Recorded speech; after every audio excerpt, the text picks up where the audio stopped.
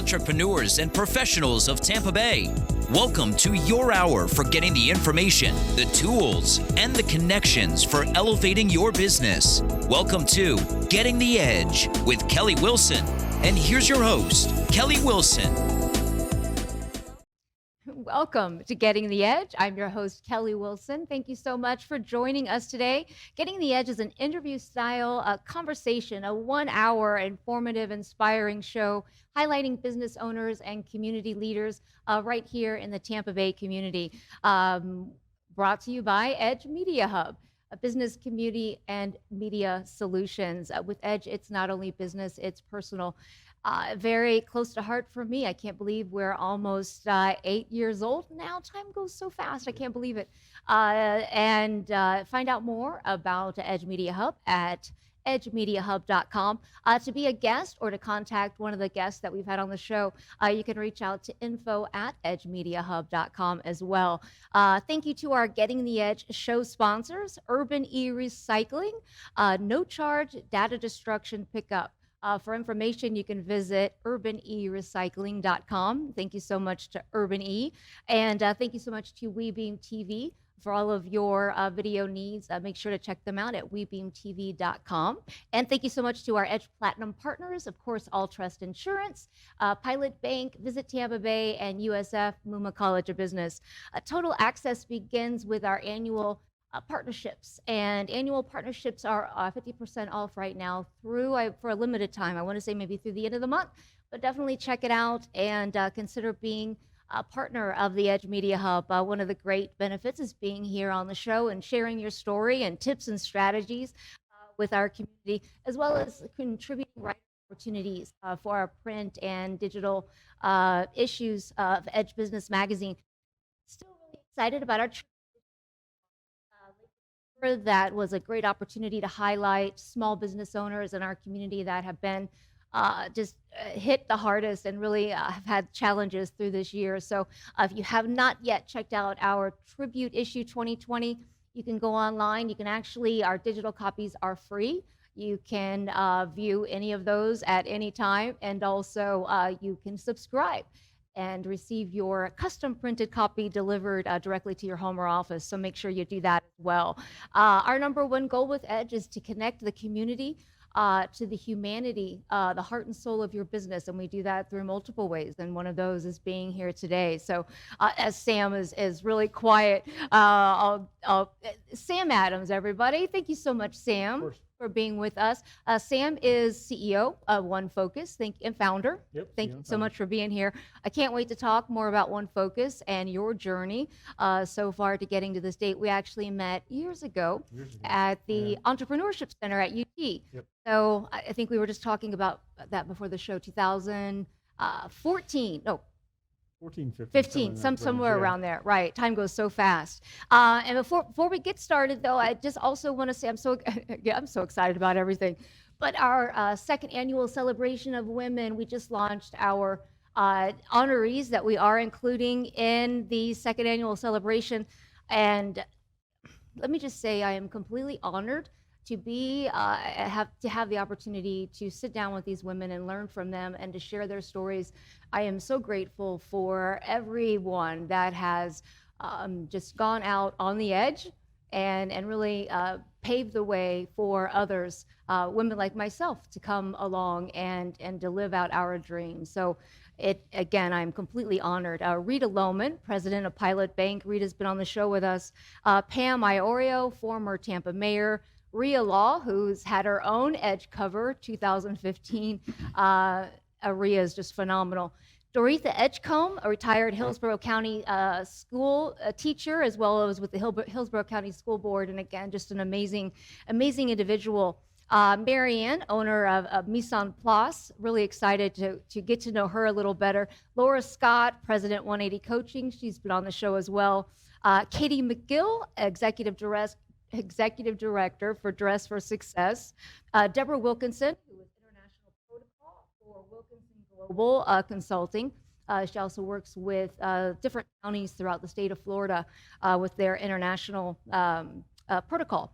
Also, Brooke Palmer-Cole with RSBP Events, and Terry Lipsy Scott, Executive Director for the Dr. Carter G. Woodson African American Museum. These women, again, I'm completely honored to have the opportunity to share their stories, trials, and tribulations. So check out more for that. We do have ad placement opportunities as well as presenting sponsorship opportunities for the new issue. So all of those are available, and the information is on our website at edgemediahub.com. So that issue will launch April-ish, late April, and we can't wait for our live event celebration. If you've attended our Edge event, you know that they are magical. Our last women's issue launch celebration, we had just about 400 people, and we are looking to recreate that night as we do with all of our events. So can't wait to get back in person and really celebrate with the community. So more information on that coming soon as well. So Sam. Hi. Hi. How are you? Pretty good. How you doing? I am good. Good. So how have you been? How's the year? How have the challenges? Yeah. How's the business going? Because you really just launched this new business, correct? It's been about 3 years. Well, last year would have been 4. So we're entering our 5th year now. So okay. Yeah. So last year was definitely a transformative time in the company, right? Ironically enough, right before the beginning of the year, around the end of 2019, we kind of shut down most of our operations, like we actually honestly do at the end of every year, and kind of figure out what we've done, where we've been, where we want to go. And we decided in 2020 we wanted to focus a bit more on our mindset side of the house, right? Because everything we've done on the technical side, the process side. Well, so from one focus, Yeah. so what's your overall objective with it? Because it's really, well, I'm not going to say it right, but it limits the time that you have, or it tunes out other things. I know there's a lot more to it. Yeah. What was the initial concept? So our claim to fame fuels the fact that we do limited time engagements. Okay, We do 3 months and then plus another 3 months. We do at most 6 months, and then we're gone for a minimum of 3 months before we come back again. Because what we really want to do is we really want to build independence. We don't want to build dependence on our services. And we really want to leave behind an actual solution, or teams that are in a better place, leadership that's in a better place, that doesn't have to depend on us being there for a year or 2 years, 3 years. So as consultants, we like to put ourselves out of a job. Okay. That's always good, right? Yeah. Right. Yeah. Well, and you mentioned mindfulness, and I really want to, that is something that Edge is very focused on, and every article or every issue that we publish, and even on the shows, we spend a lot of time talking about leaders, but the mindset is so critical, I feel, because if our minds aren't right, you know, or then you're really not able to effectively lead others. Yeah, it's very true, and that's something that we came to a realization of as we went through all of our contracts, right? We're a bunch of tech guys. We're brought in to address tech issues, but every time we addressed a tech issue, it's kind of a callback to my whole career. We always also focused on the individuals who are doing the work, the leaders, the teams themselves, the functional teams. Well, and you must have seen that there was a need for that. There absolutely was, okay. yeah, because we knew along the way of our career, most of the folks who have been around doing this for about 20 years, we always had this feeling that became crystallized over the last few years that you can address all the issues you want, but if you don't address mindsets, if you don't change how people address work, you want people coming to work saying, I'm excited to be here, not, oh great, I gotta go to work again, bye honey. Right, on Sundays they're dreading, that the Monday is yeah, we want to be looking forward to it. And just small changes that can be done. That's one of the reasons why one of my business partners now is an actual psychologist, right? So Dr. Ivanka de Ritter. She's local here too, but that's one of the reasons we kind of got together and started talking about, how do we crystallize some of the stuff that we do? How do we take the psychological aspect, the academic aspect, and our experiences, and create a template for these folks to be able to use? So. Yeah, you see a lot of different businesses and business, leaders also kind of emphasizing this, and I think with the stress added on top of COVID for the employees that were able to continue employment, but the added stress, and I think it's more important, and again, more accepted maybe to talk about these kinds of issues. We're finding it's getting there, but there's still a huge social stigma, especially, and honestly, even with EAP programs and all the access that folks have from some of these larger companies, it's still highly, highly stigmatized to have a conversation about what somebody's mindset is, where they are mentally. And it's something that needs to change a little bit faster, especially with what happened last year. Yeah. And many, I would think, don't admit it to themselves, right? Yes. They're still fighting internally with themselves. Yeah. So if you have to, I guess, come to the realization and acceptance internally first before you're able. Yeah, you really have to. And it's kind of interesting that typically when you walk into a client site, one of the first questions we get asked is like, oh, here's the Bobs from Office Space. They're coming in to interview us and fire us. Like, am I doing a good job? I'm like, let's not worry about if you're doing a good job or not. How are you doing? And you're like, what? And just the fact that you ask that question, a lot of folks, whether they're a CTO of a large, mid-Atlantic healthcare company or somebody who's, working on an app development shop, halfway around the world, they're just taken aback. It's like, when was the last time you were actually asked how you were doing? And that's the genesis of a lot of things that we do. I can fix any problem in the world, technical process-based, but unless I teach you how to better take care of yourself along the way, because it's never going to end, right? You're always going to end up being in the same situation again. The next crisis that comes up, you're going to end up being kerfuffled and being thrown off track, as opposed to having the tools and techniques, being able to pick up the phone and call one of our coaches and say, hey, having a rough day, what do I do? Or just have a conversation, right? It's almost like it's therapy on demand, but obviously it's not therapy on demand. Well, and it's difficult for many leaders too, where you're the leader. Yeah. So and over time it has become more acceptable to be vulnerable and to show some vulnerability, and you want to, because there's some piece of compassion, I think, too, that comes with vulnerability. But at the same time, you also don't want to appear weak, and you don't want to, as a leader, you have to continue to encourage others, right? So you don't ever want it to seem like you don't have it all figured out, or just so that you can keep the camaraderie going, right? Yeah. But really, so when we have this conversation often, then who do these people talk to? Yeah. It's I joke, my closest friend from third grade, she's been, she's stuck with me for 40 years. It's kind of crazy. But, in her phone, I'm titled, motivational guru. But it's funny, I joke with her, like, who does the motivational guru go to when they need that? And I joke, I say God, because really it's, so it is tough. Yeah, and that's one of the things we recognize in our practice, right? That you always have to have somebody able to talk to, and it's a chain that goes up. Now, we're not suggesting the further up that you go, do you end up, exposing your heart into a session with, somebody who's reporting up to you. No couches, right? Yeah, I mean, we're not necessarily saying that, but there's behaviors that can be changed. There's approachability, there's vulnerability, there's all sorts of, different ways you can approach situations so that you create that rapport, that level of trust. Hierarchies don't really work anymore. I really don't think they've worked for multiple Hierarchy years. as far as? So in terms of how the typical organizational structure is, where you have a pyramid, there's somebody at the top, and there's everybody else for the individual contributors. I really don't think the hierarchy really works anymore, simply because of where we've come to, as a society, and our mindsets and our mentality. And the more you try to force people into these brackets, the less effective it's going to be when you're in a crisis mode, which 2020 was a great example of that. Right. That we did not, even see coming. Well, Exactly. Many of us had warned, but a lot of times, in economically, in the financial world, you can almost foresee some things coming. Right, but not with something like this. Yeah, and that's one of the things we use as a clear example, right? So we created, actually it's kind of interesting, because last year was as challenging as it was. Over the summer, about 2.5 months, we sat down and churned out 4 different books, Coping with Crisis. They're second edition now. You can find them on Amazon. And the entire intention behind the book was to really address how you can create a template for yourself using a whole bunch of tools that we pulled, again, psychotherapeutic tools we pulled from academics, we pulled from our own experiences, right? And the idea is to get you to a slightly better position, with your mindset. And of course, being a business, we're not just selling books. We do have a variety of different services models around that, where we've got individuals that we've trained up to basically be able to land into a company, and alongside whatever technical or process issue we're dealing with, really start addressing the mindsets as well. Doing this remotely works perfectly as well, right? Because a lot of people are going to be remote for a little bit longer. So again, the intention is to give you the tools and then give you access to the individuals that you can pick up the phone, you can have the conversation with, right?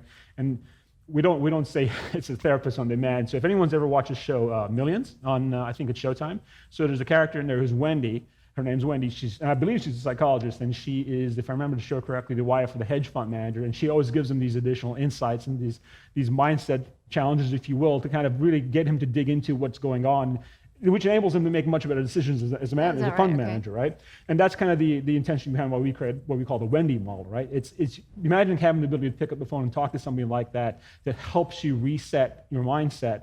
We all need that, no matter how well trained you are, no matter if, like you said, if you're the motivational guru, right? You're always going to need somebody to pick up the phone and talk to be able to do that reset. You can do a bunch of yoga, you can do a bunch of meditation. That's great. That absolutely definitely helps. But you're still in your own mind. And that's the trick, right? So meditation is one of those interesting things that it's deceptively simple. And I think because we're in our mind, we end up basically making it a lot harder than it should be. And in fact, it's one of the things I learned from my girlfriend who runs her own practice, right? So Healthy Habits of a Goddess on Instagram. So she has her own practice to where she helps mostly women, right, with the mindset and the empowerment coaching. And a huge focus of what she does is meditation. It's the easiest thing to do, but we complicate ourselves because we're on our heads. Yeah, and I've read a lot of books and have been on a decade-long self-discovery journey, but not everyone's able to make a 10-year-long commitment to self-discovery. So I'm hopeful through Edge and through the different platforms that we have, we're able to help and share stories and do whatever we can. But I've also learned that it's a lot of things to me I think would be common sense, like to others, and it really wasn't until the last 5 years, and so especially too with some of the work I've done with the Center for Women as far as consulting, I did not realize that everyone didn't think like me. Yeah. And well, that's been, I learned that or figured that out quite early on as you start talking to people, but you don't know until you start having conversations with others. And as you make different suggestions or say things, it's just it is shocking. But I think that is also a piece of us realizing that everyone has their own reality in their heads. Everyone has their own experiences. Everyone has the different cultures, different upbringings, different everything. So you cannot expect someone to think the way you do. Absolutely.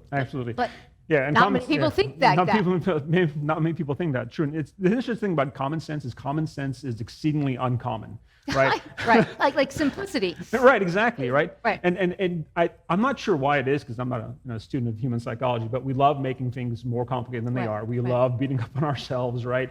We love doing all these things that really aren't very healthy to us, and we haven't gotten quite to the point where we realize that it really is that easy. For small things, celebrate every win, right? Meditation, yoga, I keep saying this over and over again, right? We have a corporate yoga coach for a reason. It's really super helpful. And the visceral reaction that we get from corporate America, right? When we sit down, we talk about this stuff, it's like, I don't have the time.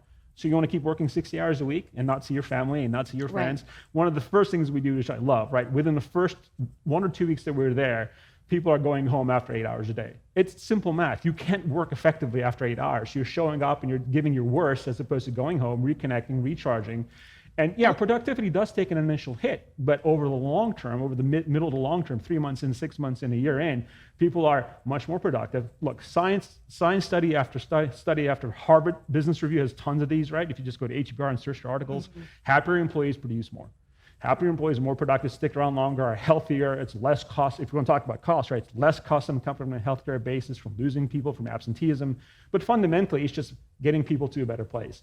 Right. And if everybody's in a better place, all together, it's like a communal sort of thing, right? It just kind of builds up. And it spreads. Happiness, Exactly. positivity Happiness spreads. and happiness. Yeah, absolutely spreads. And I would think that is going to be more difficult when you have a remote team, when you do have people that aren't in an office, maybe like they were. And, and I know many businesses are, some of them have made the announcements, large global companies that they're indefinitely working from home, and remotely. So there is going to be, they're going to need even more of that, being able to then have ways to connect and fulfill the needs of, I guess even emotional side of things of what people are going through, even though we may not want to always think emotional with business, but ultimately. Well, I mean, there's a reason there's an emotional quotient, right? There's the EIQ test, the emotional intelligence test that folks can take to try to figure out where they are on that boundary, and that really ties a lot into how well you're able to relate, how well you're able to take care of yourself, those around you, what your emotional needs are, and understanding that on a personal basis is super helpful as well.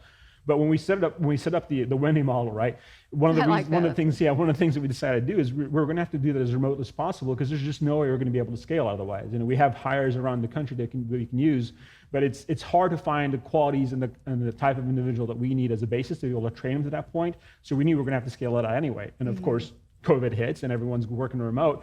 And our books who were in draft stage at that point was great, because a lot of the tips in our books were about how to set your workspace up, right? Anticipating some sort of remote aspect that would eventually come into the economy on a larger basis, got accelerated, I think, by several years. Right. So simple tips, right? Like you have to have a workplace that's not in your bedroom, for example, right?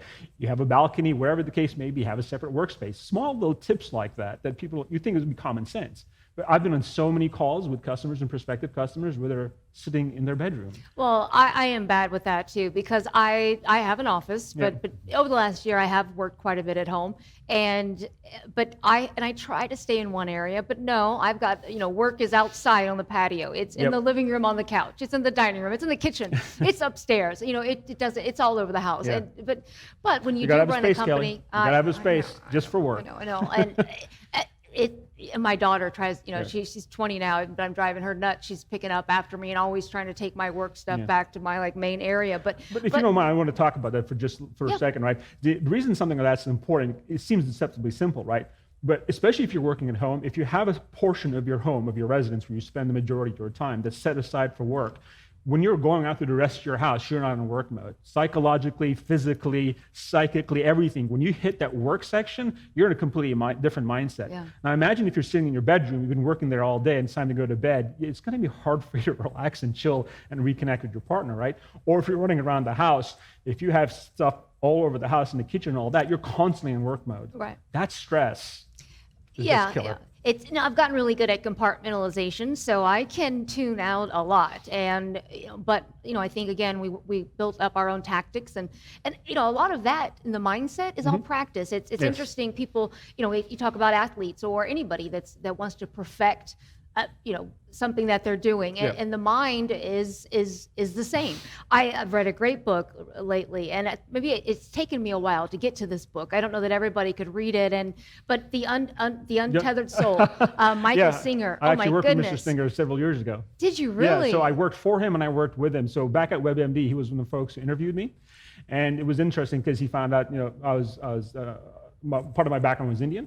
And he was, of course, into meditation, he'd been Indian and all that. So when we weren't working on work stuff and that campus up in Gainesville, I'd visit him sometimes in his ashram. We'd have all sorts of interesting conversation after hours. And of course, the ironic part is he gave me that book and I read it. And then just recently I read the book again because my girlfriend mentioned, why is this book so familiar? And I flipped to the back, it's like, Michael Singer. That when you're ready to take it in, it is a great. It's an excellent in book. fact, I keep one of my notes of things to do on my list is what to read next. Because really, it's interesting to continue to grow there. But it's just like that book is. It's really all about the mindset, and you cannot expect to change your mindset. It's interesting. Just one of the things that I do is I have a mantra in my head. So anything, if any negative thought, if any, and it's become odd that I can even maybe walk in a room and you get a bad vibe, right? Or I will hear. So my mantra is peace, love, and prosperity. Okay, so as soon as I have any negative feelings or the self-doubt or that thing that comes into your head, peace, love, prosperity.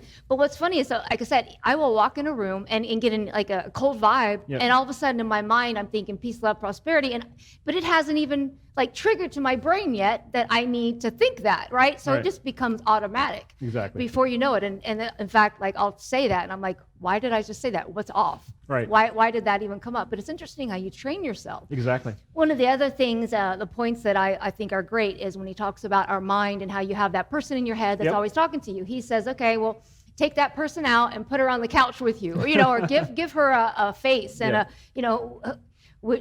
how long would you put up with somebody sitting next to you talking crazy to you all day long? You just be like, shut up, and you move on. So great. It's a great book. Yeah. It's a great book. He's got a few other books as well I'd recommend as well, but definitely The Untethered Soul.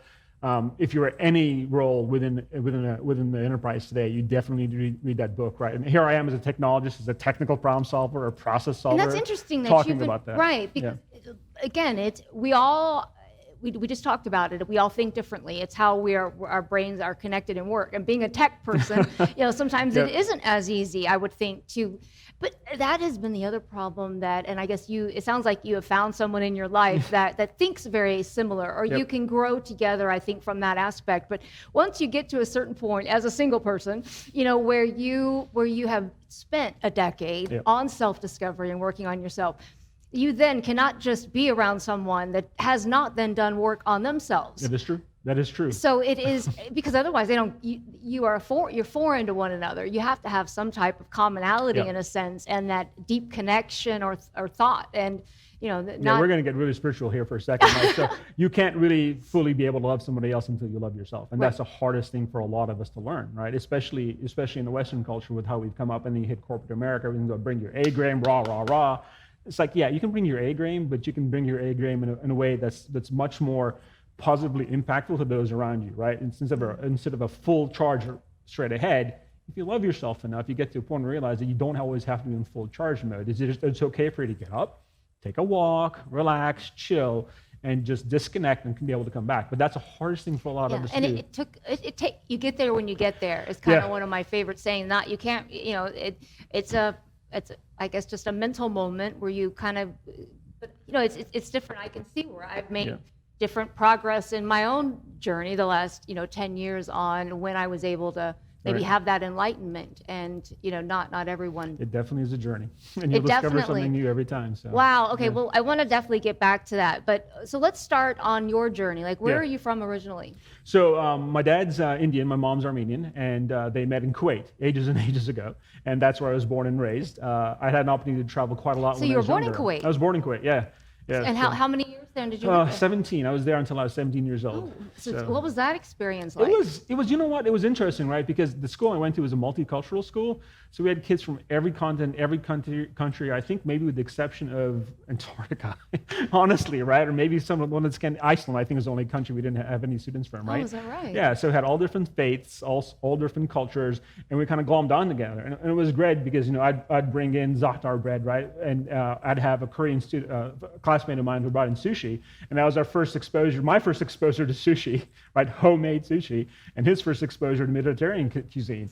And just the food, of course, always is the bonding thing for us, but having, being with these kids, for 12 years straight, and sometimes because we were from 1 through 12 in our school, was really an eye-opening land experience. And then being there in Kuwait, growing up and being able to travel, being blessed enough to be able to travel around Europe and North Africa and South Asia, and of course here in the U.S., you really get all sorts of walks of life with people. Well, and I can imagine then you form an appreciation of what others don't have, what you are able to have. And again, a lot of people, they don't know what they don't know. Exactly. Right? So they have not maybe experienced that. So I would think that would give you some insight as well. Yeah. And those seeds got planted a long time ago. It took them a while to flower because I'm stubborn sometimes. But it took them a while. But you appreciate how big this world is, but also how small and similar everything is. And it really gives you a newfound appreciation, talking really spiritual here, of how really similar we are at the end of the day. And how anything that kind of divides us really diminishes all of us, right? John Donne's "No man is an island unto himself." Yeah, if it diminishes you, it diminishes me. It's tough to then be in the monocultural situation to you end up looking around going, this doesn't feel right, this feels weird, this feels different, what's going on? So. Yeah, it's interesting. Well, and then just to take all that in and process it. So what then at 17, what brought you, where did you go from there? So from there, I had a few choices, and most of my family had already come over and emigrated to the U.S. And initially, one of them went up to Indiana, and with one cold winter there, decided he was going to hightail it down to Clearwater. Right? Got a postcard from him in Clearwater. The beaches were beautiful, so we're like, okay, we're kind of all conglomerate there. Yeah. So Florida's been home base for me, Tampa Bay specifically, more or less for my entire adult life. I've spent time living here and there on different contracts and extensions and all that. So I've gotten a chance, again, to still see some of the country. And when I started my own company, I got a chance to go back to Southeast Asia for a little bit and kind of see how, reminisce about some of that culture there. And it kind of, I think maybe those were some of the experience that kind of started to germinate those seeds and kind of really get me doing this for 25, 28 years now. Gosh, 28 years, right? The questions started coming about year 15 for me. It's like, why are we still trying to solve the same problems the same way? What's going on? And then, as I started to become more of a manager, more of an executive manager, and trying to take care of my people. And doing your own search. I mean, and do my own search at the same time. As we start to work on ourselves too, I think then we come to the realization of how critical that could be for others, and how we could implement that into a work environment or a culture, a business culture. And I ended up looking more for the capability of people to learn and how they're able to connect with their peers as opposed to somebody who's extremely well versed in specific technology or process or platform.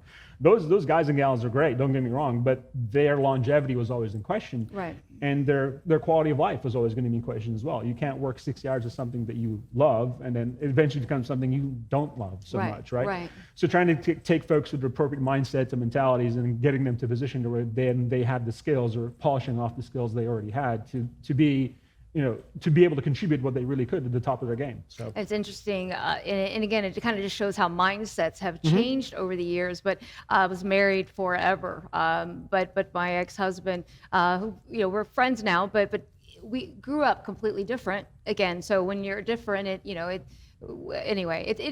difficult. But he used to always say to me, of course, I'm this innovative, creative. I have all these ideas and dreams, and but he would always, because he was taught from his grandfather who just passed away recently, who was 92, I believe. But you're not supposed to like your job. You just do it. But that was, he's 92. That was his grandfather's. That's who pretty much raised him, was that mentality. So it came on to him. So he tried to, put that on to me, and I obviously, that did not work. Right. But that mentality still exists with people. It really does. It really does. I mean, here's a good example as well, and it's interesting because 2020 was a great time for me to get back into shape. Less travel, less road food, getting back into shape. And of course, again, I know I've called her out a few times, but my girlfriend was really instrumental being also a physical trainer, kicking my button back into shape. You're doing squats wrong. Really? I've been doing these like this for 20 years. Right. So stuff like that. It's like a great balance. Right. Right. But then even something like that I recently, I'd say probably about 6 months ago, because we were talking about my workouts, she's like, you never have fun. You never smile. You're always serious. I'm like, you know what? That's a good point, because growing up, again, especially as a man doing sports, right? All our coaches were like this too. It's like, it's work, it's a workout, sweat and blah, blah, blah, and all the stern faces and all of that stuff. So even something as small as learning how to enjoy your workouts and smile and laugh and actually enjoy the endorphins and saying, I got to push harder. No, you don't. You don't have to push harder. And I think that too goes back to who we let into our lives and eliminating negative energy and those people that do not encourage or want to see us help nurture that. Interesting, a long time, into my early on in my journey. So I don't know, 9 years ago, I had a friend that was around, and I would try to get it. Again, I was just starting out really on this journey, but I was naively excited. I'm just an internal optimist anyway. But I would get excited about things, and then I'd have a great phone call, and I'd get excited. I mean, I was in real estate forever, so I mean, it could be a terrible day. I'm in sales, right? But then that call comes, and it's they want you to list their $1 million home down the street. So we know that things can change so quickly. But anyway, I'd get excited and have these little small successes or celebrations in my head, or just for the night, whatever. But so this person was around that would always say, are you crazy? It'll just get bad tomorrow, or something else. Bad is gonna come up. Yeah. But I was strong enough to not listen. Yeah. And in fact, I learned pretty well I needed to get rid of that person. But again, other people don't always think that way, and then you have these people. And I come from a family that wasn't encouraging of dreams. I mean, again, there was an older philosophy. Yeah. And I think sometimes those that care about us do not want to see us fail or hurt, right. So they're they think it's best to try to detour us, or tell us we can't do something. They think they know best, right. And it's interesting you mentioned that, because just like in our personal lives, right, there's people who are honestly just toxic, and it's not our job to save them. They have to kind of figure out how to save themselves. I had to learn that lesson the hard way as well, right? But the same thing with work, and this is why we figured if we can come in, if we can work at the individual pieces, right, then the sum ends up being greater than its whole. And yes, we're in here. We're going to address a technical issue. We're going to get that app you've been trying to get that there for 3 months. We're going to get it done next month. How? We're going to cut through all the BS. We're going to cut through all the politics, and we're going to really focus in on what you need to do to get this out there. Mm-hmm. But at the same time, because of our experiences, we're also looking at all the individual pieces, and we're not assessing the technical capabilities. That's besides the point for us, right? We're assessing where they are or their mindsets. And invariably, they're all so stressed out. They have, personal lives are going to shit. Haven't seen my wife in 3 months. My kids don't even know who I am. Well, how are you going to be effective at work? Right. So when we tell them, and we work with these managers and the executives, and they're sometimes on board, and sometimes like, well, let's see what happens. You're supposed to be this, high-flying consultant, right? Okay, well, let's see what happens, right? Mindsets change. And when one mindset changes, you can change 2 mindsets, all of a sudden it starts happening by itself. Because what you can't have is a bad apple in the cart that consistently is a bad apple. They need some level of assistance that we really can't provide ourselves, right?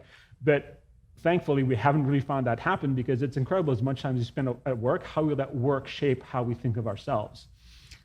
And this is what we talk about, right? I can fix your technical issue, your process issue, but if I don't address the problems and challenges with your folks and your teams and get them to a better mindset, get them to where they enjoy their job, and hey, you know what? Some they realize they don't want to be here and they're going to go off somewhere. That's okay. Encourage them, help them find that next landing spot. They'll eventually come back around in some circle later on, right? Right. But if we can get the mindset to the right place, everything works so much better. The next time you have an app, you can't get out the door, it's not going to take you 8 months because the mindset there are going to be in a much different place, a much more positive place, and you're going to be able to address that yourself. Right. You'll bring me in for some other new problem. Right. It goes back to that book, Michael Singer, that we were just talking about too. He talks in there about being an observer and really getting your mind to a point where you can not be affected by everything that's going on. But I think one of the keys to that is not taking everything so personally. And everybody does, right? If somebody walks by you and looks at you strange, you know, you immediately think, you know, what's wrong with me? What did I do? Or what did I do to them? What did I say? You know, but most of the time, 99%. It's you in here. Right. And it has nothing to do with you. Whatever's going on is with them. Yeah. You know, it's like somebody, you know, cusses you out at the light because you didn't go. It's not really about you not going. It's about them. Right. Something's going on with them. But again, a lot of people don't realize that. So everything that happens, they take everything so personally. Right.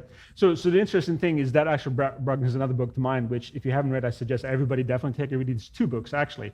One of them is The Secret, which I'm sure everyone's heard of. I don't know if you've read it, but actually read The Secret. But when you're done with that, pick up and read The Science Behind the Secret by Travis Taylor. He is a rocket scientist. I want to say out of either Arkansas or Alabama. I mean, like an actual rocket scientist. He's worked on rockets and sent rockets up in space. He's done a bunch of stuff in quantum physics. And he tells a great story about he and his wife were talking about this book and everything else. And he started doing some research and trying to remember some of the old advice his grandma would give him and all that stuff. And he suddenly realized that what they were talking about was really no different than quantum physics and the Big Bang, how we're all one spot, it was one energy, everything split and broke up. So when we talk about stuff that goes on in our head, right, where are you actually picking this up from? Right? It's like they're cussing you out, or they're thinking something like this, something like that about you. And it's interesting because that ends up becoming one of the tenets of what we kind of teach as well. It's like getting part of the meditation mindset, right? That's why you say you got to meditate. What? Trust me, it works. Okay? Yoga. Do you have a yoga practice? Yoga is great because it forces you to kind of really focus into you and what you're doing with your practice. And if you get distracted, there's no such thing as bad yoga, right? But it really starts. It's a way to help enunciate, where your challenges are. Same with meditation. But it's one of those things that, for the science-minded ones of us, like me, right? I read The Secret, I was like, it's kind of interesting. And then I read the science behind The Secret, I was like, boom, makes a lot of sense now, right? To me, The Secret, and it came out, it comes almost gimmicky or something. If you don't, but no, I mean, I get it. But I can see where reading that, more of the scientific angle of it, and because it has been around forever. And when there's so much different just books and research that documents some of the philosophies from way back when. Yeah, and even some simple stuff, right? So if you're not having daily stand-ups with your team, even virtual ones, have a daily stand-up with your team. That's free advice, by the way, right? So take this to the bank, okay? We don't usually do this, but anyway, but the point is, right, when you have that daily stand-up with your team, at the end of the 15, 20 minutes, right, go around. What kind of day are you going to have? I'm going to have a great day. If everyone says I'm going to have a lousy day, anything like that, jokes around, no. Because what you put out there is what you attract, right? Right. I'm going to have a great day. Try this experiment for a week. Try it for 2 weeks. If people's mindsets haven't changed, I'd be shocked. I'd be surprised. Just a simple act of no matter what kind of day you've had, no matter what kind of day you think you're going to have, you start saying that often enough, you start, neuroplasticity is a great thing, which is meditation really helpful, right? All of a sudden your mindset starts to change, it starts to shift, and you're like, okay. Right. Well, it's just like somebody that maybe, they were up all night or they didn't sleep well. And then their first thought in the morning is, I didn't get enough sleep last night. So all day long now they're going on about, and their whole day is reflected around how much sleep they think they didn't have. Yeah. Right. But really, if you'd say, I got plenty of sleep, then it's just like all of a sudden now you've had plenty of sleep. I feel great. Exactly. I'm rested. Yeah, exactly. Right. But if you say it, one of the things that I've been working on over the long time is meditating, but creating a place in my head where I go. And it's taken a long time because it's almost as if each time I lose my concentration and I have to go back, I start over from the end of the street where I have to walk back, so I mean, but it's, I've gotten to the point now where I can smell the water, I can hear the birds, I can feel it's amazing. So I'm talking to my daughter, who we're very close, and I'm telling her about this. Well, she'll come in and just see me in a zone, and she'll try to talk to me, but I said something, I'm meditating, and I was telling her, because I was really excited, because after this one particular time I did, it was just so real that and I wanted to share it with someone, and of course most people just think I'm nuts, but so I'm telling her, which she thought I was nuts too, but she's like, that's not meditation, that's, isn't meditation where you're quietly in your mind, and I said, okay, Jade, remember the Criminal Mind episode, Criminal Minds, where he's being tortured, and Derek, his character goes into, he's at this place with his dad having this conversation. He's not really there being tortured. That's not meditation. Right. Yeah. Meditation is basically kind of silencing and just being open to whatever comes in. It's hard. I even struggle some days with it, especially as a business owner and a dad and everything else I got in my life, right? And like you said, it's a practice you do day by day. Right. And in fact, it's kind of interesting you mentioned that you noticed the water and you heard the birds, right? So you can feel the air. Right. Like it's simple pleasures and simple moments, right? Something else I learned from my girlfriend. But also we watched the movie Soul together, which if you haven't seen Soul, go to Disney Plus, get a Disney Plus sub, just even for a month, watch Soul by yourself with your friends. Actually, it's cute. Watch it as part of your, a team building exercise, if you will, right? And it's interesting because everyone's so busy trying to find their purpose, they forget that really what it comes down to at the end of the day is, being in the moment and enjoying the simple pleasures that are around you. Stop and recognize, honestly, how lucky are we, how blessed are we to have life? Yeah. So do we really want to be miserable through the whole thing, go to work and be miserable and deal with these huge technical challenges and be miserable? What if you dealt with the technical challenges in a more positive mindset? What if I could solve that problem with you and get your mindset to a better place, to where the next time you had a problem like that, you're like, no problem, I got this, let's go. Right. Yeah?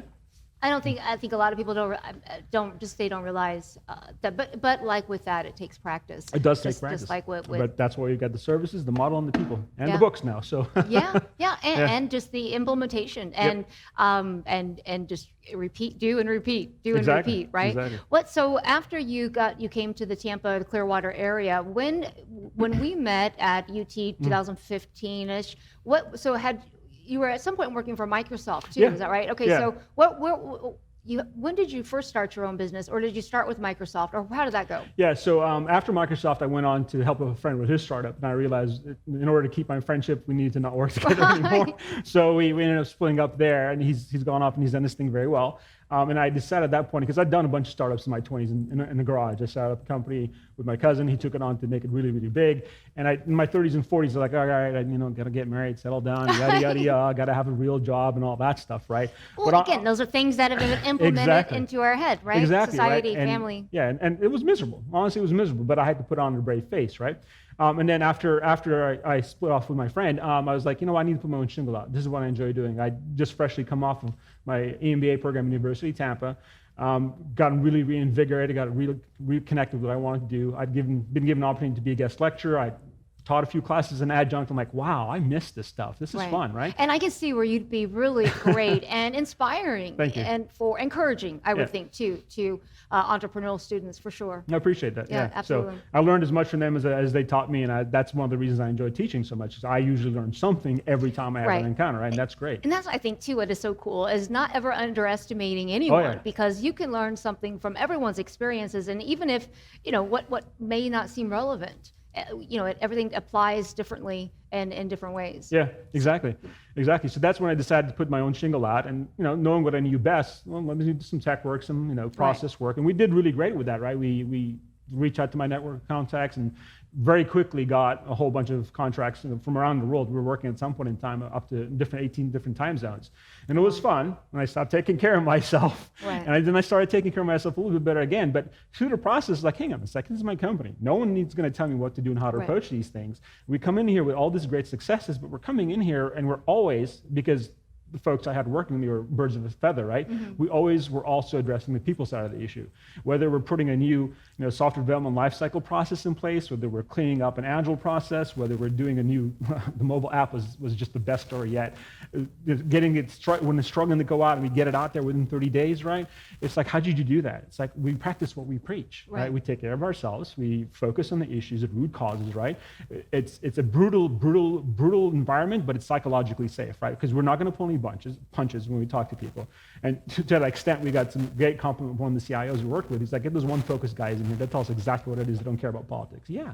And that's the reason I'm here for 3 + 3, then I'm gone, because I don't want to sit here and find more ways to get more money out of you. No, I want to put you in a better place so that you can take care of these problems and come in for the new ones. Well, and as businesses, and cultures grow within, there's need for other tweaks. You're always going to hit pivots. a plateau. Right. Exactly. Right. When you hit that plateau and you're ready to get off that plateau, give me a call. So what is the best advice you've ever been given? Like, what did somebody say once that just stuck with you? So as much as we talked about all the spiritual stuff, right? So let's get the brass tacks for a minute, right? Cash flow is king. So if you're running a business, you got to keep an eye on your cash flow. You have to be financially minded. You have to understand. You have to be able to do. And if you can't, you get really good at it really quick. You be able to do math in your head, right? Whether it's a sales deal you're trying to close and there's negotiations on rates and timelines, whether you're trying to figure out if you can expand and grow, you have to be able to have the cash flow as the top of your mind the entire time, so you're better able to run your business. Right. Yeah. Right. So this advice I ever got from my cousin. Cash flow is king. It's interesting and. Very true. And as I share stories, even in the tribute issue, we talked a lot about almost every one of the business owners that we featured had a time where they just almost lost it all, and had that moment where they then regrouped and recovered and are successful. But as it's just interesting, as one of them had mentioned to me that they were reading the articles about the others, and they said, I had no idea other people had the same trouble. Mm-hmm. Of course, we all do. I think we all go through that growing curve too. That's one of the reasons with Edge, we focus on really small to medium-sized businesses that are in that growth stage, that are, and many maybe have started out so lowly and then are adding on people and growing, and because that is really, I think in my mind, that they have shown the tenacity in a sense, to do what they're doing, and then they need that help and push from the growth side of things, because I'm the first to always say, and Dr. Rebecca White at UT was always the one that told me, well, I don't have all the answers. I don't, and I'm figuring out things as I go. But Dr. White would tease me because, Kelly, people don't admit that. Yeah. And but anyway, I'm too honest probably most of the time. But no, there's nothing wrong with that. It's one of the pieces of advice I give to entrepreneurs. Like, if you learn nothing else from me, learn I don't know. Right. It's great. Right. It's liberating. I don't know, but I'll go find out. Right. Instead of trying to hem and haw, because as soon as you start hem and haw, we know you don't know. Right. So, and that's even like on the show, we don't edit or do anything unless I messed up really bad. But we just laugh. We're able to laugh at ourselves, and you just have fun and go with it. And I don't think, but that I also think takes a certain point within ourselves where you're confident and you like yourself, and you're at a good space, and that otherwise you're always, we are all too critical. Yeah, we are. And really it's that voice in your head, right? So it's whatever you think to yourself is what you're going to attract. So absolutely. So what are some other books that you've really enjoyed? So Nudge was a really good book I read back at UT. It really helped crystallize a lot of the ideas about how to manage people, how to manage things on a larger scale, right? Kind of that nudge that you kind of give people a given process. Sometimes it's not the overbearing approach, not the top-down approach. Sometimes things just need a bit of a nudge. Right. So I would say there's anything that Clayton Christensen wrote, I've pretty much read through. And let's be honest, right? So Clayton Christensen is an extremely dense read. He's got so much information in one paragraph. I had a student who actually was trying to read the book and got so upset she flung the book across the room. She was like, "What is he even saying? I don't understand any of the stuff he's talking about." That's because he writes at an extremely dense academic level. But his information is so valuable, whether you're looking at thinking about innovation, what may or may not make your innovation succeed, all the different models you want to use or think about there. He really, read his books, read everything he writes, right? And what is his name again? Clayton Christensen. Clayton Christensen, nice name. I believe, if I remember correctly, he used to be, unfortunately, he passed away not so long ago, one of the business chairs, I want to say at MIT, but don't quote me on that. My memory is not the best sometimes with names and places and people. Right. What about from a spiritual side of things? Are any books there that stand out? Yeah, so definitely Mickey Singer's, read all of his books as well, right? So those are good. There's some other books that I won't really kind of mention right now because I just recently finished reading them and still kind of trying to decide. Process them? I'm still trying to process. Some of them I'm like, I'm a bit of a contrarian at the end of the day, right? So I read the book. I'm like, yeah, I'm not so sure about this. I got to read something else and see if there's any sort of triangulation and stuff, right? So there's a lot of spiritual books out there, but I definitely say start with Mickey Singer's books, right? So, and The Untethered Soul is a great place to start. It's interesting. And again, I think it's like let's say you see a car you like, and all of a sudden now you see the cars all over the place, right? So it's the same thing, with after reading that The Untethered Soul and being kind of on this mission with mindfulness and being an observer and centered. I see symbols everywhere, and even we joked before the show started, I'm addicted to Cold Case, that old TV show, and I found all the reruns. I mean, just even little pieces in that. A guy had a little tattoo on his arm, and he was talking about I've learned to be an observer or something, and I just it's interesting, but there's, I think, signals and different signs all around us that kind of just reiterate. It's interesting what you'll notice once you start to slow down and meditate and focus and be better to yourself. And you'll start noticing all this stuff. You're like, it's always been there. Now you're finally noticing it. What's been one of the toughest lessons to learn? Trying to land the message that we have for the last year, honestly, I'd say has been the toughest lesson I've learned so far. It's trying to figure out different ways of explaining. I mean, if you think about what we've talked about within this last almost hour here, right?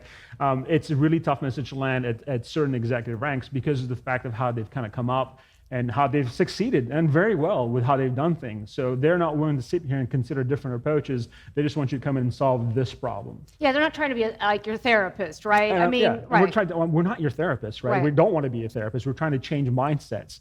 And the interesting part is, the proof is in the pudding. So when they see the success that we get with our approaches and our people, all of a sudden they're like, all right, well, maybe there is some flame behind the smoke here, right? And we were able to make some of those inroads. But it's really tough landing this message today. And it's interesting. One of the things, as a young employee and working jobs growing up, you're always told, leave your personal stuff at the door, right? You come in and you put your hat on and then you do your job. But that is difficult for some people. And I would think that, again, I've gotten really good at compartmentalization, and I've eliminated everything that's not positive in my life anyway. So I'm good, but many people don't. And, so what's your take on that? So I think there's a balancing point, right? And we actually talk about this in the books as well. We specifically say, both for leaders and for individual contributors, we have a set of manuals and workbooks for both, exercise workbooks for both. We specifically address the fact that we're not expecting you to kind of just open everything up, and just completely let loose and have a therapy session, all that stuff, right? That's not the appropriate venue. And honestly, a lot of folks are not trained to be able to manage and deal with that sort of stuff, right? What we are talking about is by building that rapport, just like when I used to be, a manager of managers, an executive manager, when I was, taking companies, public and ready taking public, right? That lack of rapport is what's going to break things down, because that rapport in turn translates into trust, and trust ends up translating into, okay, we're all in this together. And we can have the radical candor we need to have with each other without becoming enemies about the whole thing. And those are the small portions, small things that we talk about changing those mindsets, right? You build a rapport, you build the ability to work together, you have your own workspace during the day, you have your own work time during the day, you go off and do your own thing afterwards, taking care of yourself. All those kind of combine together and come together to really shift and adjust mindsets, not just on an individual level, but it's just like switch, right? You flip one switch, you flip two, all of a sudden you've got a whole bunch of switches. So how important is it for you to build relationships with your team? I mean, it's critical. One thing to be compassionate and care and say, ask how you're doing and have these weekly, but how far do you go? Like how? So I'll give you an example, right? So back when I worked at the Gainesville campus, Mickey Singer's company, WebMD, right? So we used to be medical manager, then became WebMD. So one of the key folks on one of my teams, he was a great outdoors type, right? And he hadn't been outdoors, I don't know, about 3 months, because that was his work habit, his work style. And I had just taken that team over. So one Friday I go over to him, I got a $200 gift card on my own dime off an outdoor store in Gainesville. I said, here you go. I don't want to see you. This is Friday morning. I don't want to see you until Tuesday morning. He's like, what? But it's off the books. Take this stuff, go buy some stuff, grab your girl, go out on the river like you guys enjoy going out. And he did. And he came back and he was energized. And we were never buddy-buddy or anything else like that, but I could tell his attitude started to shift. And one of the compliments he gave me as I was leaving was like, you're one of the best managers I've ever had, because you allowed me to be able to focus on what I have to focus on and not deal with everything else that comes down the pipe. Yeah, that's part of my job. But part of my job is also getting your mindset to a place where it needs to be. Right. I wasn't as formal about it back then as I am now.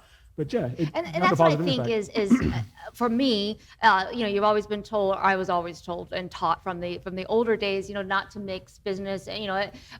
That's why with Edge, our logo or motto is it's not just business, it is personal. It is. So, for us, it has become that way. And for years, though, I tried to listen to everybody, and I tried not to, not be personal with people, but it's not in my person. I mean, I can't help but to be. Yeah. And so that's why I've just, again, I think we get to a certain point in our lives where we realize to stop trying to change who we are and just try to build on who we are and make that work for us. Exactly. Yeah, But we're not a bunch of robots. We're a bunch of flesh and blood beings with, whatever you want to call it, a higher being, higher purpose, higher spirit. I know I don't subscribe to that. Just do whatever you want to do. Right. But it's a crime for us to come in and think that we're going to be robots. Right.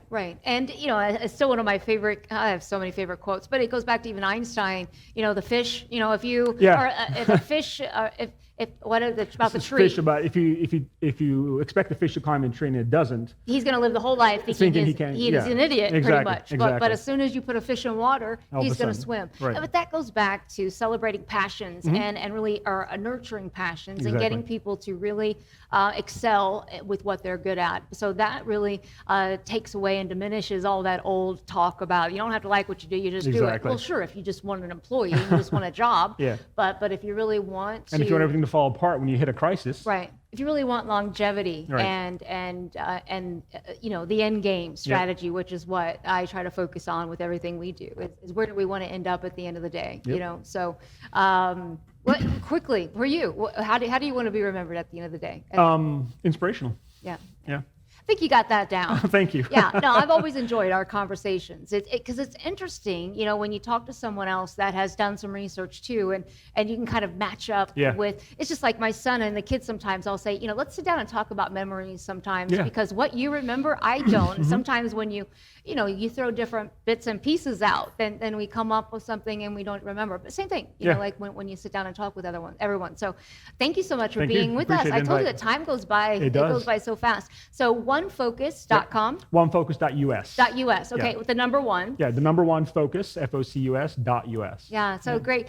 Definitely enjoyed the conversation. Likewise. And so you have a couple books. Are they on your website? So we've got 4 books. They're on our website. They're also on Amazon.com. So it's Coping with Crisis. It's the second edition. The authors are myself, Dr. Ivanka de Ritter, and Jeff Barnett. Great. So we sat down over a period of 2.5 months. We turned those books out last year. So perfect. Yeah. Well, thank you so much for being here. Yeah, and I look forward to reading one once you do it. I'll get some more copies in over to you. They go quick when I get them in. I bet they do. No, I do. You have a lot of great information. Thank you. So thank you so much for being with us today. And I know you could be a million other places, so we really appreciate you being here.